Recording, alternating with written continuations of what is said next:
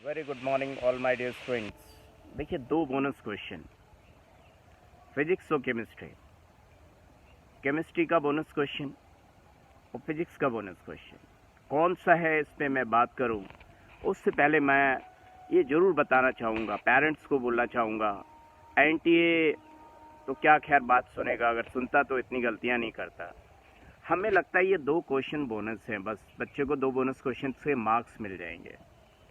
अरे आपने कभी ऐसा सोचा है, एक बार भी सोचने की कोशिश की है क्या, जब बच्चा पेपर दे रहा होता है और उसके एक क्वेश्चन का आंसर नहीं आ रहा होता है, तो ऐसे बहुत रेयर बच्चे हैं जो उस क्वेश्चन को छोड़ के आगे बढ़ जाते हैं। आप खुद सोचिए, आप उस बच्चे की जगह होते तो क्या करते? क्या आपने इतना पढ़ा, इतने साल पढ़ा और आपके टीचर ने इतना अच्छा पढ़ाया और सब कुछ होने के बावजूद उस क्वेश्चन का आंसर नहीं आ रहा, आप दूसरा ट्राई करेंगे नहीं करेंगे? डेफिनेटली आप दूसरा ट्राई मारेंगे उस क्वेश्चन पे, और फिर भी आंसर नहीं आएगा तो आप क्या करेंगे?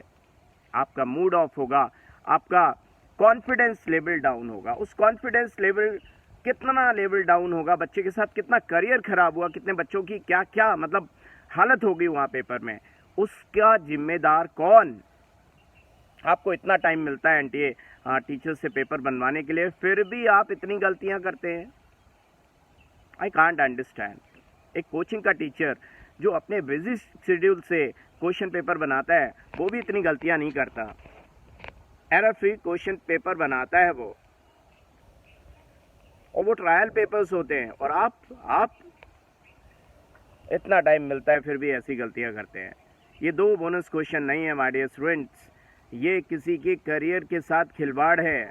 वो दो बोनस क्वेश्चन ने कितना वक्त बर्बाद किया बच्चों का, कितना साइकोलॉजिकली कितना वीक फील करता है बच्चा, कितना डीमोटिवेटेड फील करता है, कितना अपने आप को, जो मोटिवेशन हम कहते हैं मोटिवेट करना बच्चा अपने आप को, वो कितना डीमोटिवेटेड होता है इस गलत क्वेश्चंस की वजह से।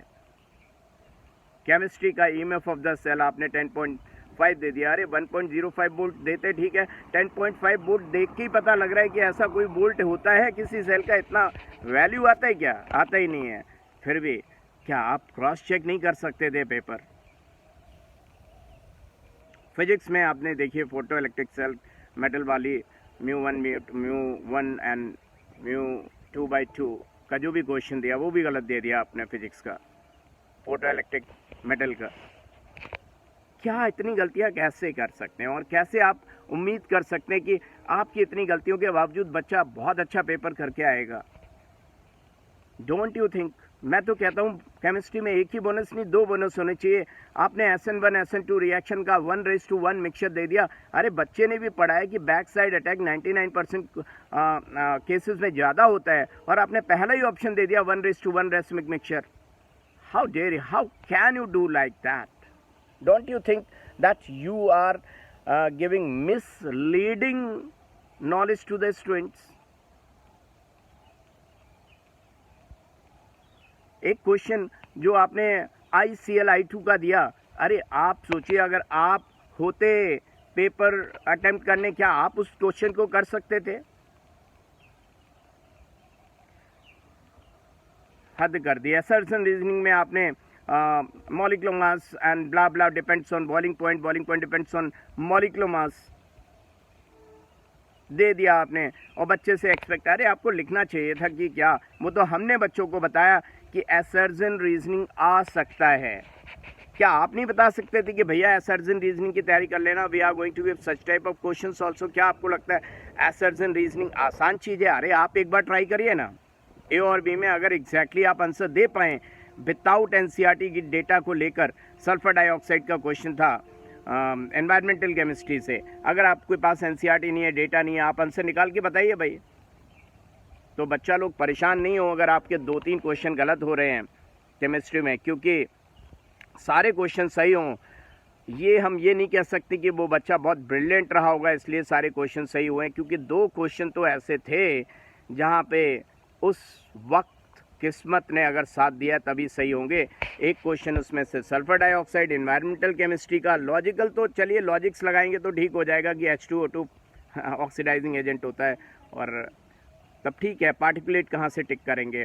और ICL-I2 वाले में थोड़ा डाउट बच्चे को हो सकता है। और दूसरा, हम हाइड्राइड्स का मींस बॉइलिंग पॉइंट से रिलेशन अगर मॉलिक्यूलर मास का देखें तो डेफिनेटली लॉजिकली सही लगता है, लेकिन दे वर सेइंग कि दीज हाइड्राइड्स, ठीक है, दीज को पकड़ के अगर किसी बच्चे ने सही किया तो कर सकता है, लेकिन वहाँ एग्जामिनेशन में कोई शब्द पकड़ के एकदम दीज, ये तो हमारे पास इतना टाइम है हम ये बात कर सकते हैं। जिसने पेपर बनाया क्वेश्चन पेपर, उसके पास बहुत सारा टाइम रहा, वो ये बात कर सकता है, लेकिन बच्चा कहाँ से करेगा, इतना टाइम होता है क्या उसके पास। तो मुद्दा इस बात का है कि कितने मार्क्स पे इस बार गवर्नमेंट सीट मिलेगी। तो आई विल डेफिनेटली गो, अगर आपके 600 नंबर हैं, 590 हैं, 590 तक मैं पूरी उम्मीद लगा के बैठा हूँ, 585 590 की आपको डेफिनेटली मिलना चाहिए गवर्नमेंट सीट। लेकिन अभी देखिए गंगापुर वाला केस जो आ रहा है कि बच्चों के साथ क्या हुआ, उनको हिंदी मीडियम वालों को इंग्लिश मीडियम का पेपर दे दिया। अब बच्चे कहेंगे सर हाँ दोनों ही लैंग्वेज होती हैं, बच्चा इंग्लिश में अगर कर रहे हैं तो आपके साथ चलो दूसरी लैंग्वेज मिल जाती है, बट जिसने हिंदी ऑप्ट किया है उसको हिंदी मिली ही नहीं, इंग्लिश के साथ कुछ और मिल गया होगा, तो उनके साथ बड़ा जाती हुई है। और ऐसी गलतियां कितनी करेगा एनटीए। इनविजिलेटर्स समझते हैं कि बस वो जहां पर बैठे हुए हैं बस उनकी चलेगी दादागिरी, उन बच्चों के साथ बहुत नाइंसाफ़ी की, बहुत देर तक उनको बैठाए रहे एग्जामिनेशन हॉल में और उनको अच्छा पेपर ही नहीं दिया गया उनको। चलिए all the best, take care, मैं आपके साथ हूँ।